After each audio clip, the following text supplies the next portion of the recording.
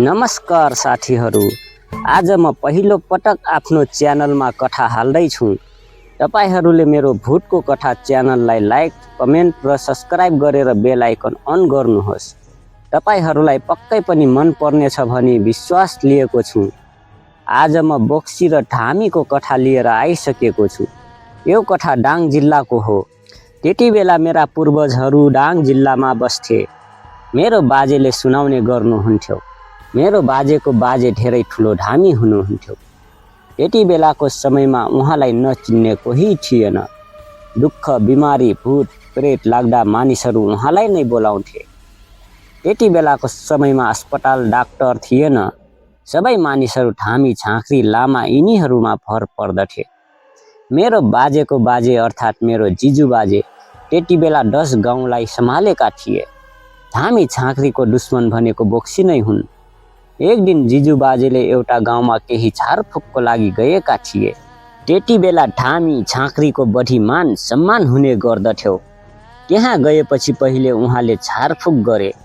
पहिले मानिसहरू झारफुकले ठिक हुन्थे। उहाँले झारफुक गर्दा धेरै मानिसहरूलाई निको बनाइसकेका थिए। झारफुक गरिसकेपछि उहाँलाई खानपिन थरीथरीका दिन थाले।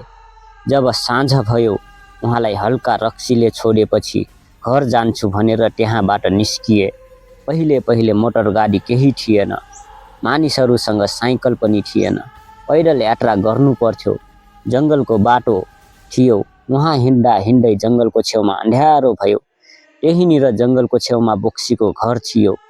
पहिले टर्च लाइट थिएन। उहाँ त्यही बोक्सीको घरमा जानुभयो।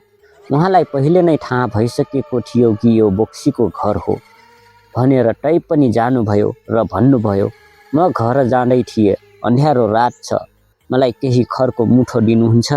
बोक्सीले पनि उहाँलाई खरको मुठो दियो। उहाँले खरको मुठोलाई एउटा मसाल बनाउनु भयो र बोक्सीलाई भन्नुभयो, अब म जान्छु। बोक्सीले भन्यो, राम्रोसँग जानु, जङ्गलमा बाघ भालु हुन्छन्। त्यसपछि बोक्सीको घरदेखि आफ्नो घरको बाटो लागे। जङ्गलको बाटो एक्लै जाँदै थिए। मसाल बालेका थिए। त्यही मसालको उज्यालोले जाँदै थिए। जङ्गलको बाटो केही जङ्गलभित्र पुगेपछि उहाँले एउटा बाघ देखे। त्यो बाघ अरू कोही नभएर त्यही बोक्सी थिइन्। बोक्सी गर्जिँदा जङ्गल काप्न थाल्यो। जङ्गलका रुखहरू हल्लिन थाले। बोक्सीको आवाजले पातहरू झर्दै थिए। उहाँ पनि धामी थिए। उहाँ पनि कम थिएनन्। अब बोक्सीले बाघको रूपमा उहाँलाई झम्टिन थाल्यो। उहाँले पनि आफूले बालेको मसाल बोक्सीको मुखमा गराउन थाल्नुभयो। बोक्सीले पनि कहिले पछाडि हुन्थिन् त कहिले झम्टिन खोज्थिन्।